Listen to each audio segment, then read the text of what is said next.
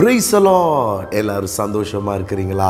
கர்த்தர் நமக்கு கொடுத்த இந்த புதிய நாளுக்காக கர்த்தரை ஸ்தோத்திரிக்கிறேன். இந்த காலை நற்செய்திக்கு உங்களை வரவேற்கிறேன். இந்த நாளுக்குரிய வார்த்தையை நாம் கேட்க போகிறோம். லூக்கா புஸ்தகம் 1ஆம் அதிகாரம் 13வது வசனம்.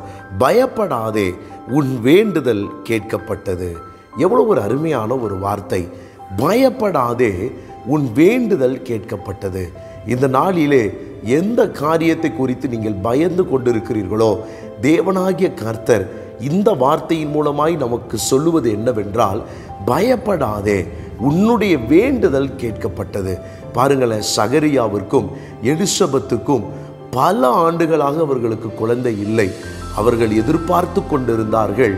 ஆனால் நீண்ட காலமாகியும் அவர்களுக்கு வரவேண்டிய நன்மை வராமல் இருந்தது.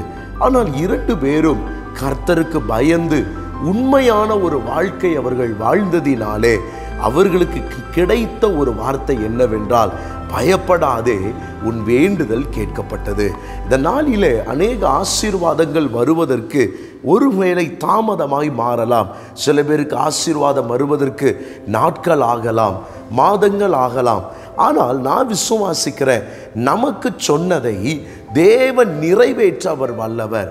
பாருங்களேன், ஆனால் நாம் என்ன செய்யணும்? அவருக்கு செலுத்த வேண்டிய ஜெபத்தை, துதியை செலுத்தி கொண்டே இருக்க வேண்டும். அப்படி செய்யும் பொழுது நமக்கு என்ன கிடைக்கும் என்றால், இப்படிப்பட்ட ஒரு வார்த்தை கிடைக்கும்.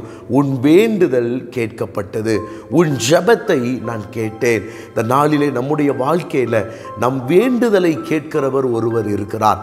இத்தனை காலம் நான் ஜெபித்து விட்டேனே, ஒன்றும் நடக்கவில்லையே என்று சொல்லி நீங்கள் உடனடியாய் சந்தேகப்படாதீர்கள், உடனடியாய் அவிசுவாசப்படாதீர்கள்.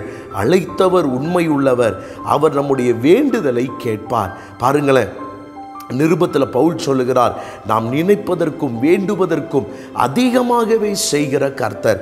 ஒருவேளை சகரியாவும் எலிசபெத்தும் ஒரு குழந்தை வேணும் அவங்க கேட்டிருக்கலாம். ஆனால் தேவன் அந்த குழந்தையை எப்படிப்பட்ட குழந்தையாய் கொடுத்தார் தெரியுமா?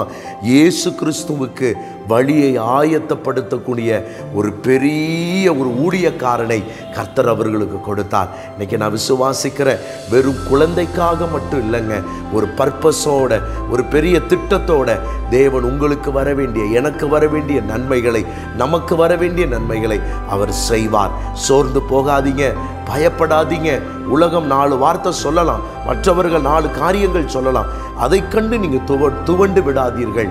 பயப்படாதே, உன் வேண்டுதல் கேட்கப்பட்டது. உங்களுக்கு ஜெபிக்கிற பரிசுத்த பிதாவை, வார்த்தை கேட்ட ஒவ்வொருவரையும் இந்த வார்த்தையின்படி ஆசீர்வதித்து நடத்தும் இயேசுவின் நாமத்தில் பிதாவே, ஆமென். God bless you.